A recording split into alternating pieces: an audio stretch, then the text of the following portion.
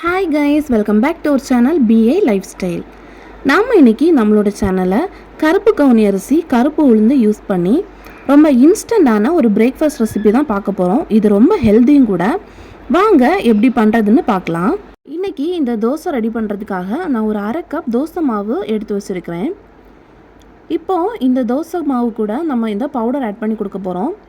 ஒரு கப் கருப்பு கவுனி அரிசி, ஒரு கப் கருப்பு உளுந்து, அரை கப் பாசிப்பருப்பு, ஒரு 1/4 ஸ்பூன் வெந்தயம், கொஞ்சமாக கருவேப்பிலை எல்லாமே ட்ரை ரோஸ்ட் பண்ணி நல்லா பவுடர் பண்ணி இந்த மாதிரி எடுத்து வச்சுருக்கிறேன்.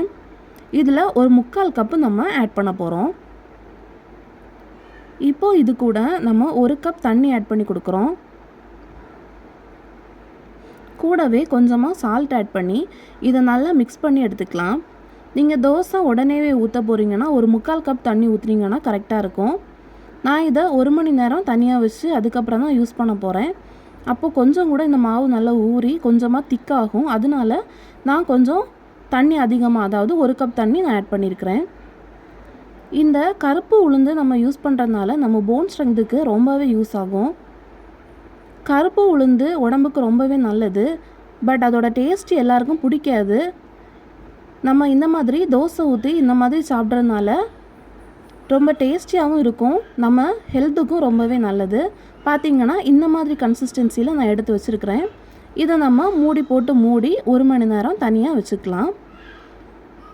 இப்போ பார்த்திங்கன்னா 1 மணி நேரத்துக்கு அப்புறமா நம்ம தோசை மாவு இந்த மாதிரி கொஞ்சம் ஊறி வந்திருக்கு. இப்போ நம்ம தோசை ஊற்றிக்கலாம். நான் இன்றைக்கி மீடியம் சைஸ் தோசை தான் ஊற்ற போகிறேன். மாவை ஊற்றி கொஞ்சம் மெதுவாக நம்ம ஸ்ப்ரெட் பண்ணி விட்டுக்கலாம். இந்த மாவு மேலே நம்ம கீ, ஆயில் ஏதாச்சும் அப்ளை பண்ணுறதுனா அப்ளை பண்ணிக்கலாம். நான் இன்றைக்கி எதுவுமே அப்ளை பண்ணல. இப்போது நம்ம ஒரு பக்கம் நல்லா வேக வச்சு எடுக்க போகிறோம். இந்த தோசை நம்ம நார்மல் தோசை விடைக்கும் வேகிறதுக்கு கொஞ்சம் டைம் ஆகும். இப்போது நம்ம ஒரு பக்கம் நல்லா வெந்துருச்சு. நம்ம திருப்பி போட்டு மறுபக்கத்தையும் வேக வச்சு எடுத்துக்கலாம். இப்போ பார்த்திங்கன்னா நம்மளோட தோசை மறுபக்கமும் சூப்பராக வெந்து வந்துருச்சு. நம்மளோட தோசை சூப்பராக ரெடி ஆயிடுச்சு.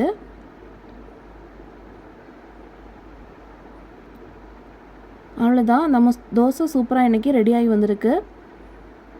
இது சட்னி சாம்பார் கூட வச்சு சாப்பிட்றதுக்கு நிஜமாகவே ரொம்ப டேஸ்டியாக இருக்கும். கண்டிப்பாக இந்த ஹெல்த்தி பிரேக்ஃபாஸ்ட் ரெசிப்பியை எல்லோரும் கண்டிப்பாக வீட்டில் ட்ரை பண்ணுங்கள். நம்ம சேனலை மறக்காமல் சப்ஸ்கிரைப் பண்ணுங்கள்.